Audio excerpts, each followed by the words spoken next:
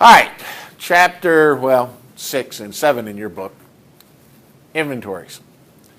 So we can demonstrate it under two methods, periodic and perpetual. Periodic is the way we used to do it before computers.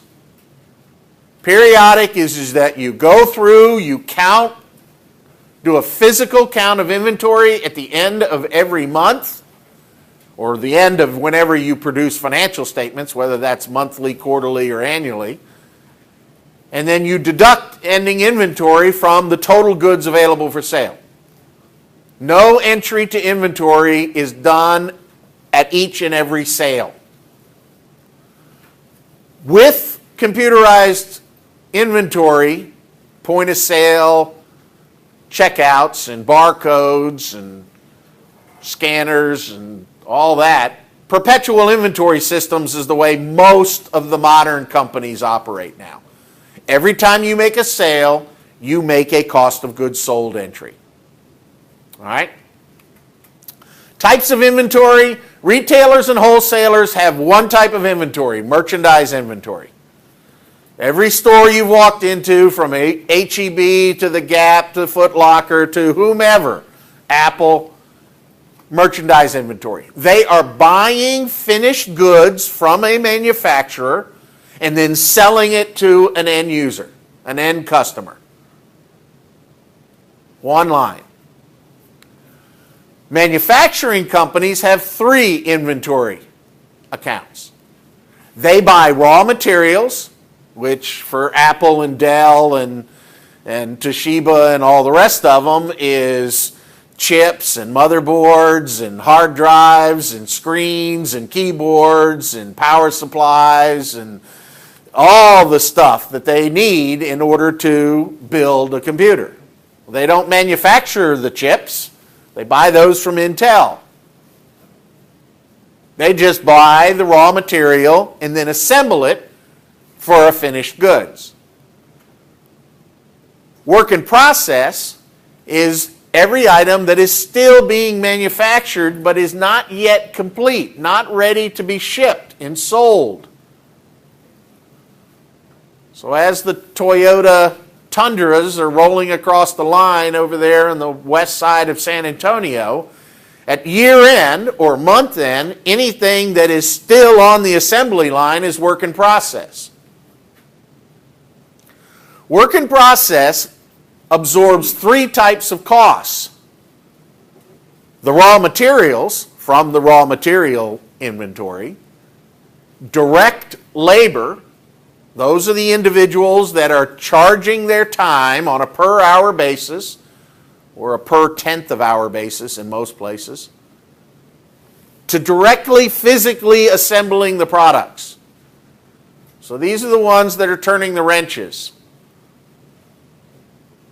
And then an overhead cost. An overhead covers all of the direct expenses attributable to the manufacturing process.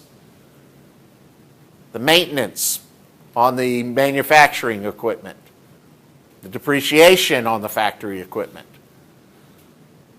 quality control, supervisory time, direct supervisory time.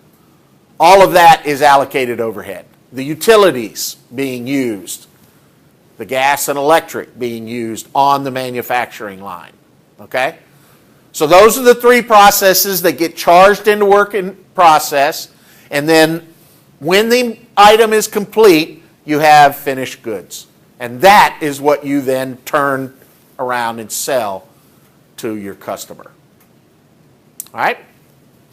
So this is the cost flow in a manufacturing. So you have a beginning balance in inventory. You purchase new raw material throughout the period. Then you transfer some of it to the line. So as you take items out of inventory, whether it's, rubber tires or dashboards or fenders or whatever goes into a Tundra truck, that then gets transferred into work in process. Debiting work in process inventory, crediting raw material inventory. You then add to that the direct labor from your payroll system and whatever your method you're allocating overhead. Most companies use a burden per hour basis, so however many hours the direct labor they get, an overhead burden of so many dollars per hour. Then as they're completed, you're going to debit finished goods and credit work in process inventory. And then as you sell them, you're going to debit cost of goods sold and credit finished goods inventory. So that's the cash flow, the cost flow in a manufacturing firm. So this is a 2013-2012 comparative inventories for Johnson & Johnson.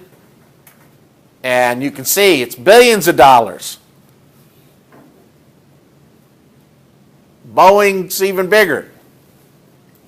So for a manufacturing firm, it is often the largest category within the current assets.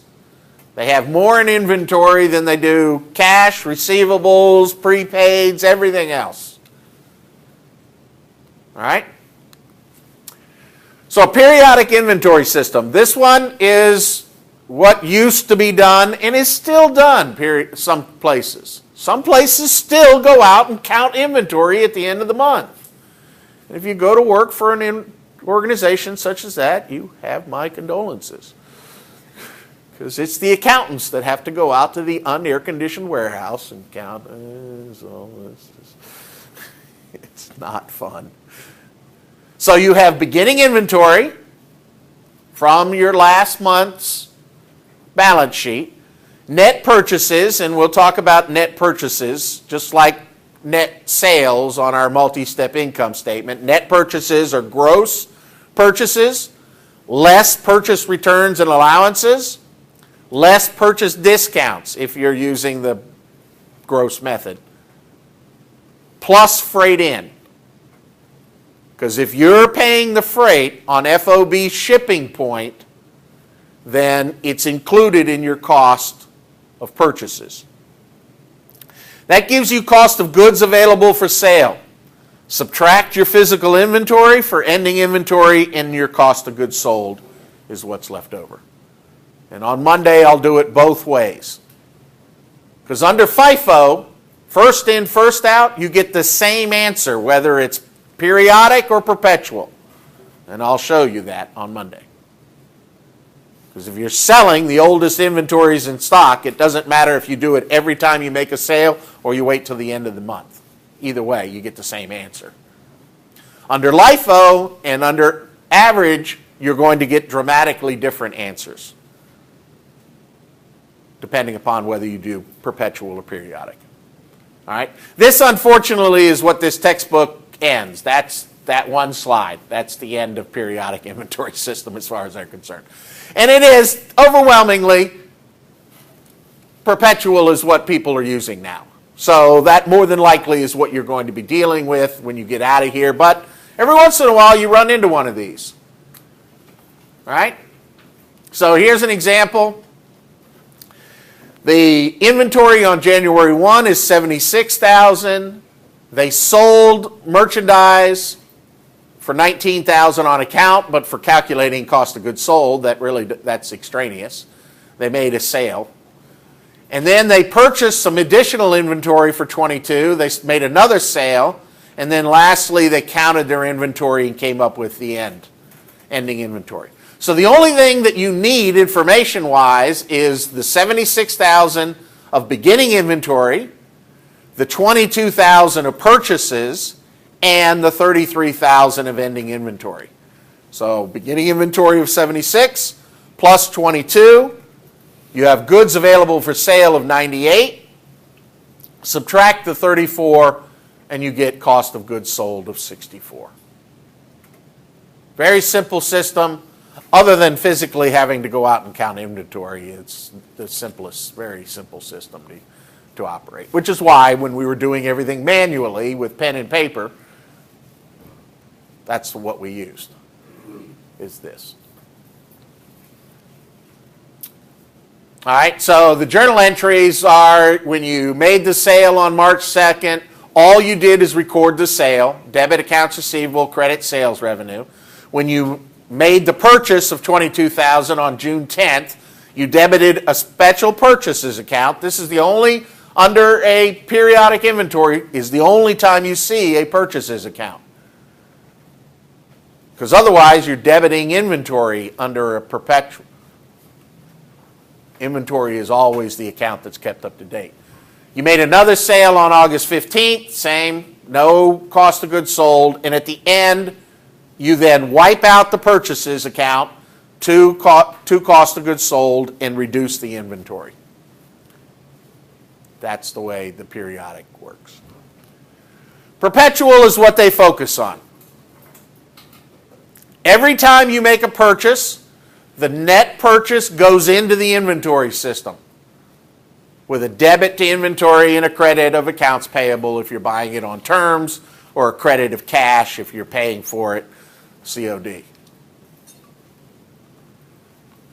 Every time you make a sale, you're going to debit cost of goods sold and credit inventory.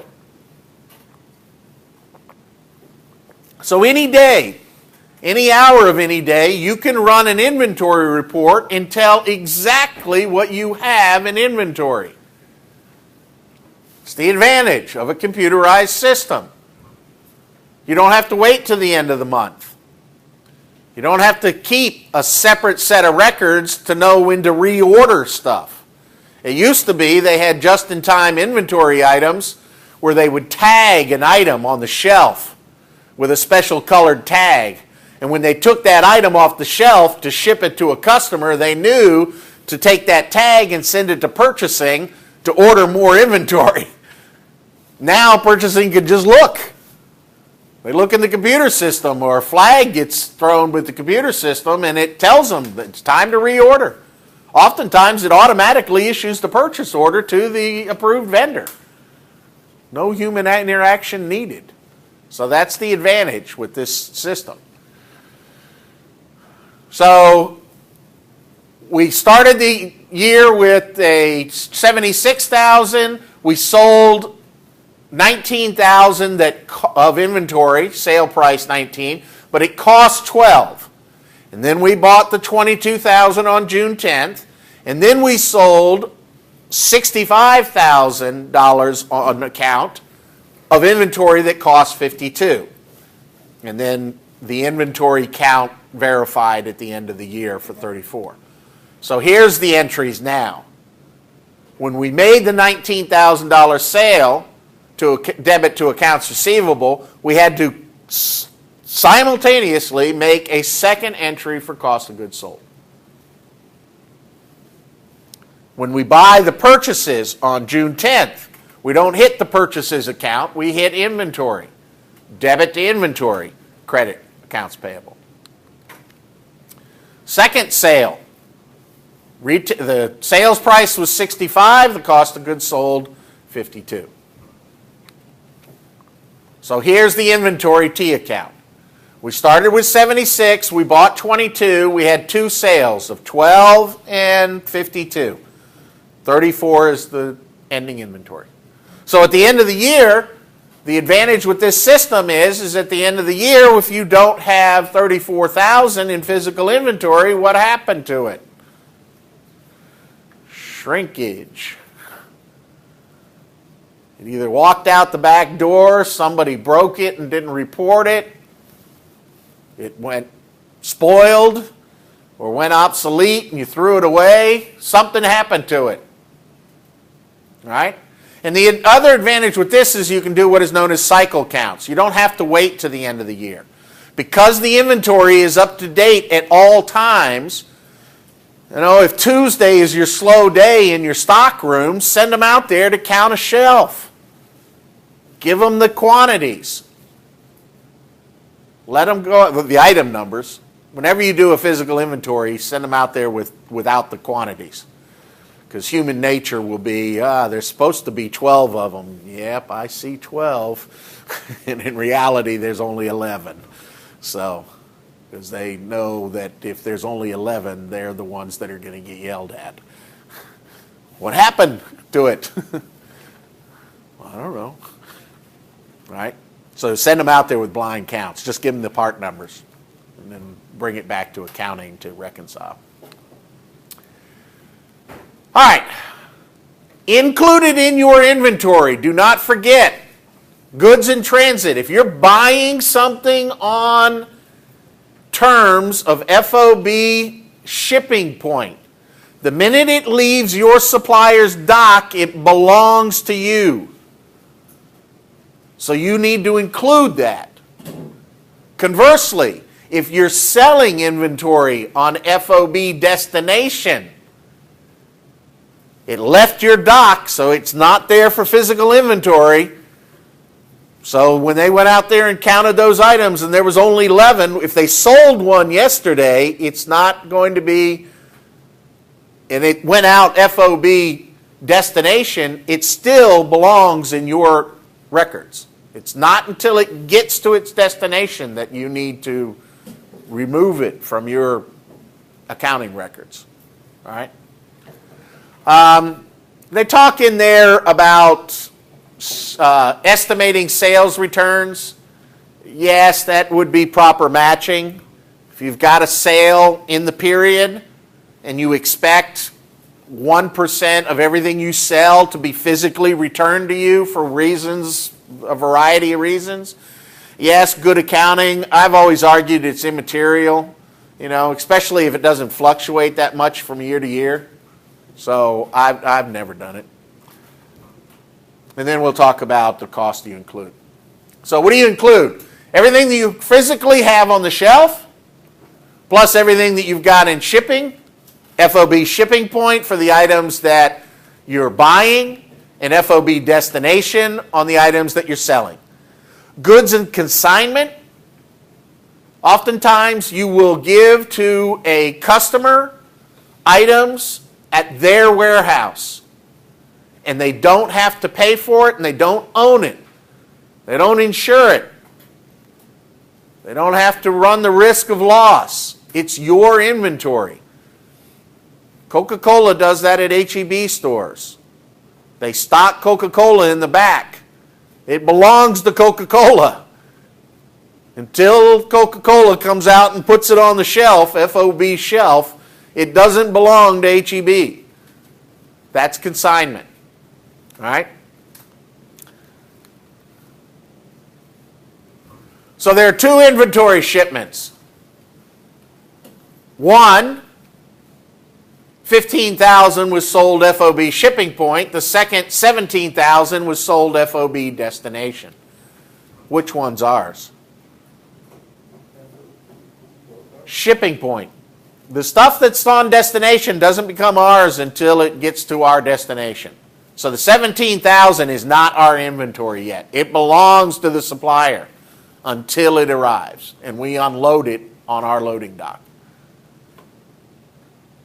So 165 is the total inventory for this. Does that make sense? Yes? All right.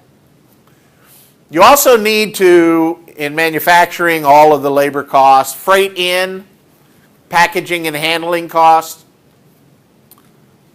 So if you have to build a special crate around a product to ship it from your facility to your customer, and it's FOB destination, you're paying for it while it's in transit, all of that packaging and handling cost is yours.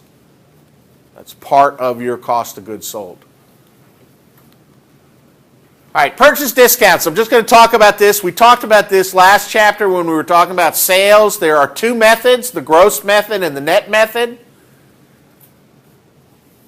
On this one, I recommend the net method, and I'll tell you why.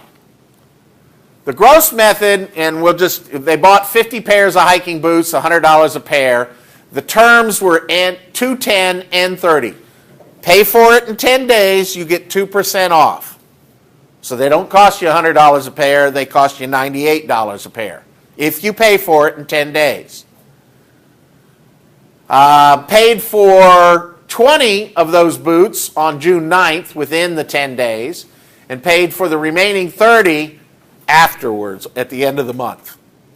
So under the gross method, you debit inventory for the full retail price, $100 a boot, $5,000. When you take a discount, and this is under a perpetual inventory system, because under a periodic inventory you would have discounts, purchase discounts taken on this method. So you debit the accounts payable to pay for the 200 boots. You take inventory credit, lowering your inventory cost by $40 for those 20 boots that you're paying for within the 10 days, and then cash of $98 each. Okay? And then at the end of the month, when you pay for the remaining 30, it's just a debit to accounts payable, credit to cash. Yes? I'm sorry, what's the 40? The 40 is the purchase discount. You're lowering inventory for the $40 discount that you got on the 20 boots that you paid for within the 10 days. All right? The net method, same assumptions, is you assume you're going to take the discount on everything. So 50 pair of boots, $2 a piece, $100 off. You record the inventory at $4,900. Then when you pay it within the 10 days, you just pay $1,960, credit cash and debit accounts payable. Your book treated this one very funny. If you do it at the end of the month, and I changed this on the slide, in your book it says interest income or interest expense. I've never seen it treated like that. And you're not borrowing the money, you're just not paying it early. So I've always used the discounts not taken, and I've always done the net method. Because as I told you when we first talked about this on the sales side, if you're being given a purchase discount, take it. You're going to pay it anyway. So the only impact to cash flow is during the period of time you convert from paying your bills at 30 days to paying your bills within 10 days. That hurts, but that only lasts for a couple of months. At that point, it's the same. The cash flow effect is the same. All right? And it's an extra, it's money. It's perfect. It's free. It's the one chance that accounting gets to make money. Right? Because we can take the discounts. And so I always do this discounts not taken approach so that I can track how much could I have saved that I lost. And that way it's glaring because this is an expense. Shows up in other items before you're calculating income from continuing operations. Okay? All right, so this is the big part. 4 inventory methods are common in the United States. Specific identification, average cost, FIFO, and LIFO. So first in, first out is FIFO. Last in, first out is LIFO. So specific identification. Let's see. These are the scenarios. They've got 100 cowboy hats, $20 a piece. They buy 200 new ones at $22, 350 at $25. And then 100 in November at 27, and then they did an inventory at the end of, they had 400 hats.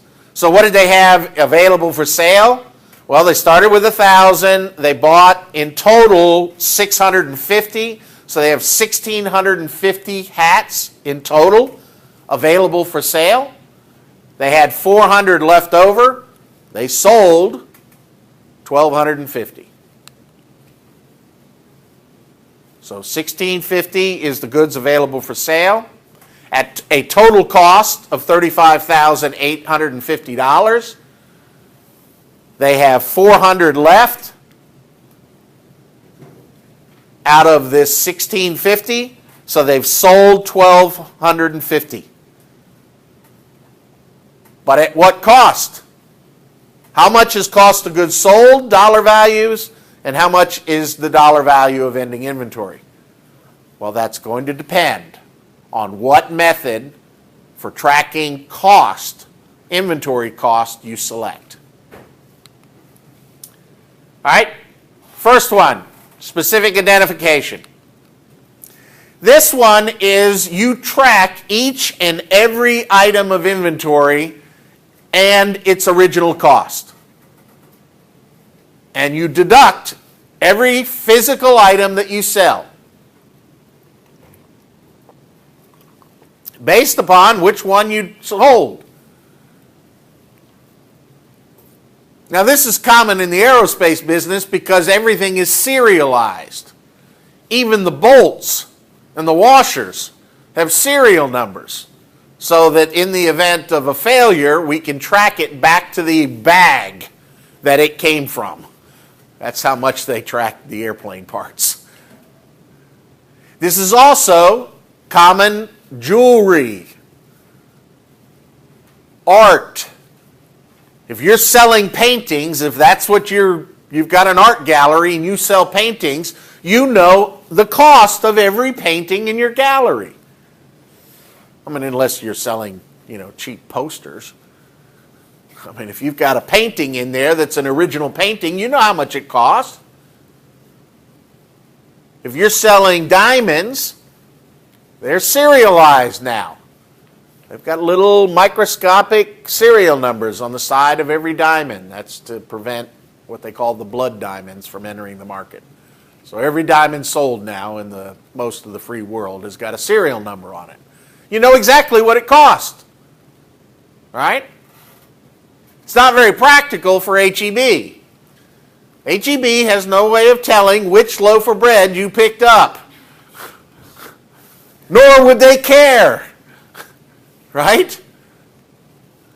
So, horse trailer. They've got beginning inventory of an item. They've got a tractor. They've got a hay baler. They've got a second tractor and a second hay baler. They know exactly what each and every item costs them.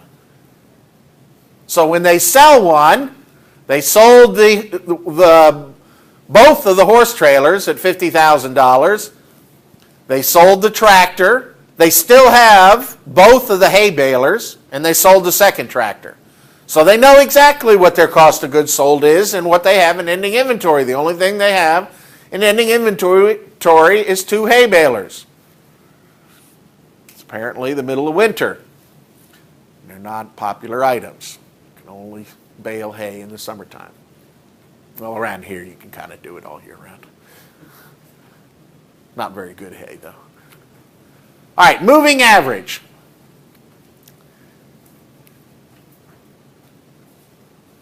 I always try to equate all these to a practical inventory flow. All right? Now, you're under no obligation to track the inventory cost the same way the actual inventory physically moves through your business. There is no connection there.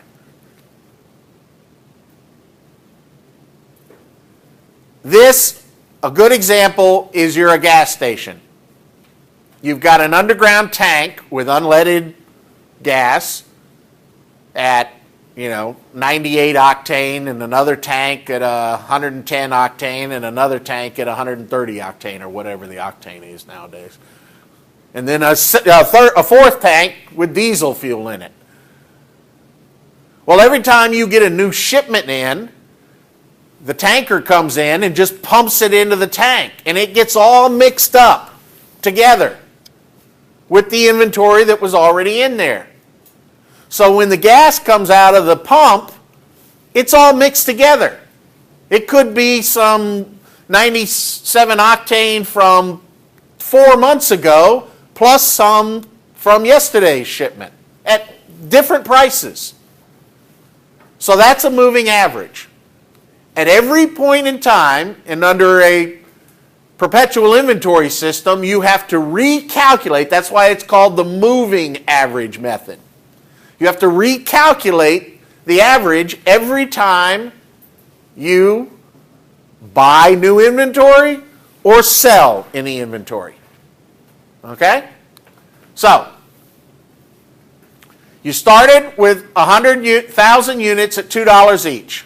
That's $2,000. You made a purchase at $3, another purchase of $4 each.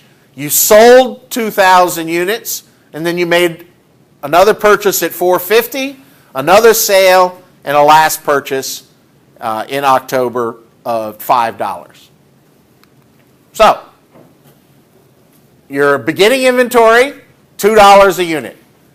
When you add the 6,000 that you bought on the 30th of March, you now have 7,000 units with a total cost of $20,000 because you had 2,000 to begin with and you bought $18,000 worth. Divide the 20,000 of cost by the 7,000 units and you now have an average cost per unit of $2.96. Then you buy another round. You buy 4,000 units on April the 16th. That costs you $4 a unit. Now you got 11,000 units. Total cost, $36,000. Average per unit, $3.27. So when you make the sale on May the 11th, it's at the $37. $3.27. 27 cents. Goodness gracious. Ba-deep, ba-deep, ba-deep. So, you sold 2,000 units. You have 9,000 left in stock. Your cost of goods sold is $6,540. That's what you're going to debit cost of goods sold and credit inventory. And that leaves you $29,460, still at an average cost of $3.27. Now you buy another batch of 2,000 units that cost you $4.50.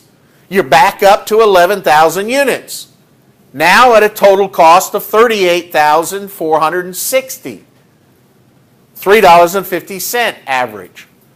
You sell 3,500 units at that cost. $3.50 per unit. That's a total cost of goods sold of $12,250. Ending inventory is worth now $26,210. Add the last purchase on October the 5th at 3,000 units at 5. Now you're back up to 10,500 total units at a total cost of $41,210. Average price per unit and ending inventory, $3.92. Yes? Perfect sense. You just keep recalculating it time after time after time, every time you make a sale or a purchase. All right? Yes? Now, when you're selling, how, I guess this is in bulk, I'm assuming? I mean, how, if you're a corner store, yeah, well, this was a simplified example, but I mean, you know, okay, you're a hardware store and somebody came in and bought 2,000 nails. It's pretty nice nails at $3.27, but, you know, nails. All right? So, or you're a wholesaler, you know. Somebody ordered 2,000 units of something. That's like, I think what he was asking, or at least what I'm wondering also is, if, like, what do you do if you're just a shell right at the corner? You know, how do you continue to recalculate every time someone... Well, you only have to calculate when the truck comes in and brings you stuff. That's right. Okay. You're recalculating when you're making a purchase. Yeah, but As the individual cars come in and get 12, 14 gallons of gas, it's all at the last price. It's at, so from here, between this purchase and this purchase, everybody who came in during the entire month, or 2 months there, from May to June, everybody who came in and bought gas bought it at an average cost of $3.27. It's only when you get a new shipment in you got to recalculate the average cost. Yes? Yeah, but the transaction was posted on May 11th. Yeah, that's the example here. But I was trying to relate it back to the gas station. All right, okay. Yeah. So, ignore that and say during the 2 months you sold 2,000 gallons. Okay? That makes sense. All right? So your inventory started here. Here's your 2 purchases. Here's your sale, because that went to cost of goods sold, debited cost of goods sold, credited inventory. Here's your next 2 purchases, and here's the other sale. All right? FIFO. FIFO, physical flow. I used to use bread in a grocery store, because when they bring the butter crust, brings new bread, what do? Do they? When the delivery guy puts it on the shelf, puts it in the back. They bring all the bread that was there to the front, and they put the new stuff behind. So that's first in, first out, right? Because you're buying the bread. But in reality, and this is a question that is different depending upon the male or the female of the species, guys, which loaf of bread do we take? The one in the front. It's convenient because we're in a sprint. We're trying to get out of the darn grocery store. We take that one and we go on. Ladies, which one do you take? You take the one in the back. I know you do. My wife will send me back to the bread aisle if I take the one on the front. She'll look at it and she goes, this isn't the freshest one. I have to go back and get it. So I don't use that as an example anymore. I use the candy machine. You've all seen a candy machine with the little corkscrews, right? When you buy it, you put your money in there and you hit G7 for the M&M peanuts, because that's the best candy in there. What falls out is the first one in line. When the guy comes to restock it, he opens up, he or she, don't want to be sexist here, opens it all up and they put the new candy in the back. That's how they replenish it. That's true FIFO. Right? So that's the physical flow. You're always selling the oldest stuff. Okay? So what does that do to our problem? We have the same kind of problem here. We started with $2, we bought $3, we bought $4, $4.50, and then we sold twice.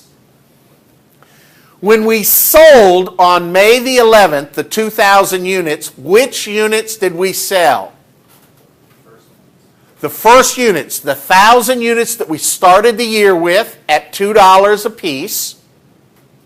That's 1,000 of it. And then we sold 1,000 out of this batch from March the 30th, which is $3 a piece. What do we have left in ending inventory? We've got 5,000 here plus 4,000 here. Then we buy another layer at $4.50. Then when we sell this one of 3,500, which ones did we sell there? We had 5,000 left out of here. We've still got enough to sell out of that layer. And that's at $3, and that's your cost of goods sold of $15,500. So you're always selling the old ones. Okay? So here's the 2 sales. Same thing, debit cost of goods sold, credit inventory. Leaves you an ending inventory $44,500, cost of goods sold of $15,500. LIFO. LIFO is a big display stack in a store. Right? It's Super Bowl weekend and Bud Light is on sale. Or, it's DVD players at Costco. It's a big pyramid. When the customers come in, which ones do they take? The ones off the bottom because they're freshest? No, they just take the ones off the top, right? When they replenish them at night and rebuild the pyramid, do they pick up all the old ones? and put them on the top? Of course not. They just stack the new ones on top. So the next morning, which ones are the customers taking? The newest inventory. They're always selling the newest inventory. This is the way your silverware drawer works. Right? Because when you unload the dishwasher or you finish washing them and take them off the drying rack, what do you do with the spoons? You put them on the top. So when you're getting ready to use one, you're always using the one that just was washed. We have an accounting professor here that FIFOs the drawer. Every time he unloads the dishwasher, he picks up the whole stack of them and he puts the clean ones on the bottom because he says otherwise they wear out unevenly. I went, oh my word. He does. And he's proud of the fact that he FIFOs his silverware drawer. All right, so when we make a sale, the $2,000 on May the 11th, which ones are we selling? The last ones, the ones that we stacked on the pyramid last night. So it's all the ones at $4. What does that leave us in inventory? We still have the 1,000 that we started the month. We have all of the 6,000 that we bought for $3. And we have 2 of the 4,000 at $4. Then we buy another layer of 2,000. So when we sell this 3,500 on July the 1st, which ones of those did we sell? The ones at $4.50 that we just bought 2 weeks ago. And then we eat further into this. We had 2,000 left, and we sell the remaining 1,500 to make up the total 3,500. Yes? So what happens if they never get rid of? That's what there's in the book, in the pages that I don't have you read. It talks about LIFO layers. LIFO layers could be around forever. Yeah. And then you're just missing out on Yeah. that money. Well, no. You're losing money though. Well, but what? Okay, the logic behind this one is that this is better matching, because what you're doing is you're expensing the current price of your inventory. It's conservative, meets with our conservative assumption, and it better matches the true cost of inventory to the sale today. So that's the logic behind here. Not many companies do this. And in illustration, the 2 main industries that use LIFO in the United States are pharmaceutical and oil and gas. So it's certainly not the way the oil comes through the pipeline.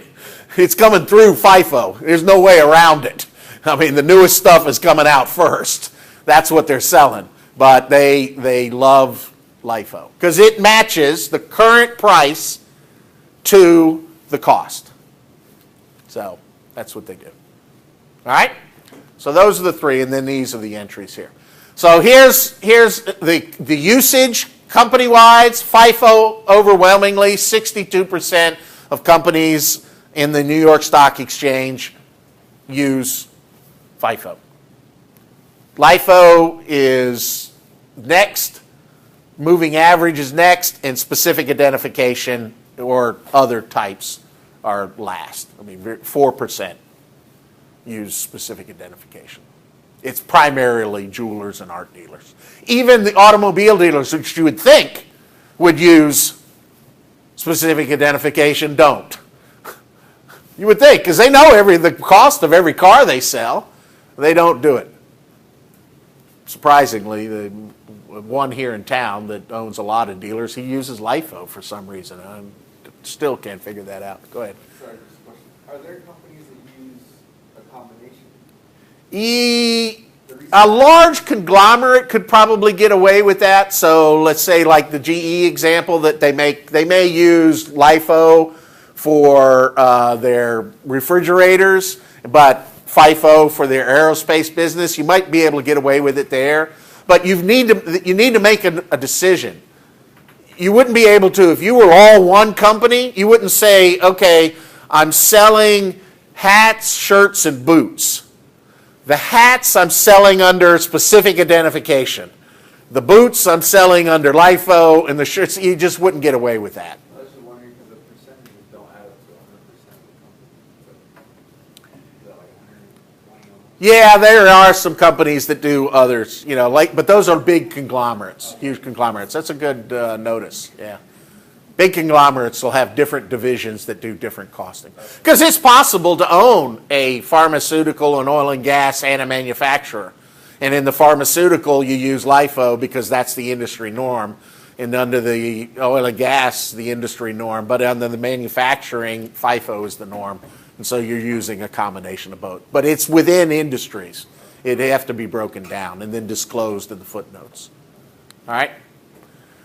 So here's a comparison. If prices are going up, which our example will do, is that you're going to have the largest cost in FIFO because you're going to have the latest cost in your ending inventory. You're going to expense the cheaper ones.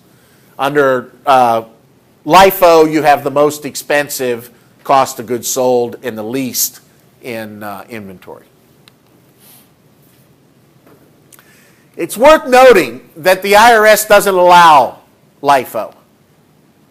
I mean, not the IRS, the IFRS. The international community doesn't. And this is one of the, they say, major obstacles, significant cash flow effects. There's some huge tax ramifications. The IRS does not allow you to use one inventory flow method for financial purposes and a separate inventory flow method for tax purposes. They have to be the same.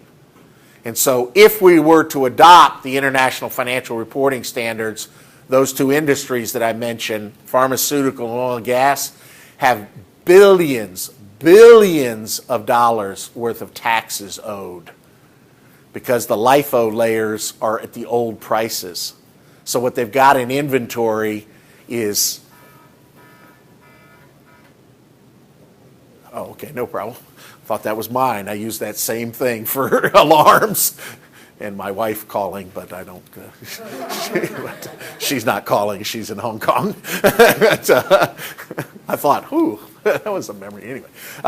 So they would have billions of dollars worth of taxes that were due to them if they were to have to convert, because they'd have to eat into all those LIFO layers. So that's the problem. All right, what time is it? Okay. The last part, and this is those pages 31 to 40, is you do need to know, and I'm just going to go through this quickly because this will make a lot more sense when I do it on the board. All right? So I'm only going to spend about another 10 minutes on this. You have to write on your inventory, ending inventory, lower of cost or market. So if you've got inventory that has been sitting around for a while, that becomes obsolete, you have to write it off. You have to write it down. And like many, many things in U.S. GAAP, there are three options. All right? The basic calculation is you determine the market value of the inventory. The market is the replacement cost. So if you had to go out and buy that inventory today, what would it cost you on a per item basis? That market cost, that replacement cost, is limited between either a net realizable value, how much could you sell it for, less any cost of selling it, if you had to pack it up or you paid sales commissions or something like that. The net realizable value. The floor is the net realizable value minus a normal profit margin. All right? So you've got these two limits. What could you sell it for, and how much could you sell it for minus what you would normally make in profit on it? Okay? If the current cost of that inventory falls between here, you use the current cost. If the current cost is higher than what you could sell the existing inventory for, then you only use the net realizable value. If it's lower than the net realizable value minus the normal profit, then you use that. And I'll show you here an example. Okay, here. Here's an inventory. We've got shorts, jeans, skirts and blouses, skirts and women's jeans, all right? The cost is here in column A. The selling price is in column 3.